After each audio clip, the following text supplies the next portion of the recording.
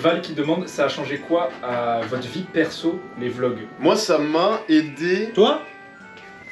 T'es passé d'un paysan de campagne à un parisien, c'est tout frère. Au bout d'un moment, faut dire les termes. Sa petite chemise là. Non, en vrai, moi, ça m'a aidé à m'assumer un peu personnellement. Parce Dis que bien, dis bien. je suis quelqu'un de très timide et syndrome de l'imposteur, etc.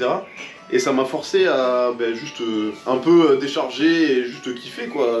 Profiter du moment, etc. Et se montrer, et rigoler et tout.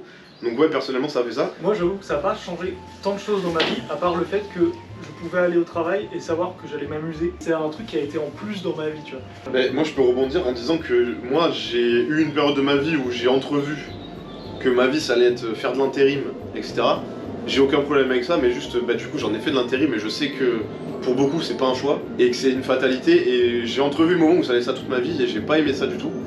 Et le fait, du coup, d'avoir eu ça, j'ai pu encore plus savourer la chance que j'ai eue et de pouvoir, comme disait Yann, d'aller au taf et juste d'être content, quoi. Et ça enlève un poids énorme que beaucoup de gens ont encore sur les épaules. Parce qu'en soi, on fait des métiers de tous les jours qui existent, mais Dans un on cadre. a un confort qui Ouais. est exceptionnel. En vrai. Moi, je vais compléter. Moi, c'est mon job de rêve. C'est-à-dire que je m'étais toujours dit, moi je connais Gotha depuis, ça fait 15 ans maintenant. Je m'étais toujours dit, putain, je kifferais bosser pour lui, faire des trucs, des prods. J'ai fait même pas forcément des prods, mais juste bosser pour lui dans un truc qui me plaît. Je m'étais toujours dit, on s'est tous dit ça une fois dans notre vie, oh, j'aimerais tellement être payé pour voyager, etc., etc. Et ça a été le cas. Ça a été les 3 plus belles années de ma vie, en termes de taf et même en perso avec tous les voyages qu'on a fait, etc. J'ai vécu des trucs que j'aurais jamais pensé vivre, Bahamas, poker, enfin voilà, le G Grand Prix Explorer, il y a vraiment le Japon, les États-Unis, il y a une tonne de trucs.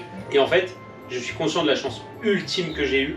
Et c'était vraiment les 3 plus belles années de ma vie quasiment. Mais je me rends compte qu'en fait que je m'étais dit ouais putain ce serait mon job de rêve. Et en fait une fois que tu l'as, je vais pas dire que tu savoures pas parce que tu savoures à 100%, mais tu ne te rends pas compte de...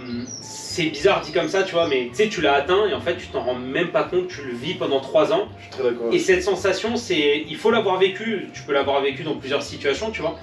Mais dans cette situation-là, en fait, ça te tombe dessus et ça devient ton quotidien et tu réalises plus. Nous, je pense, c'est une de nos grandes qualités, c'est qu'on a toujours réalisé la chance qu'on avait. On n'a jamais, on est toujours resté les pieds sur terre et tout, tu vois. Parce que peut-être vous vous dites, ouais, non, mais c'est rien, ils abusent, nan, mais c'est une chance exceptionnelle, on a vécu des choses.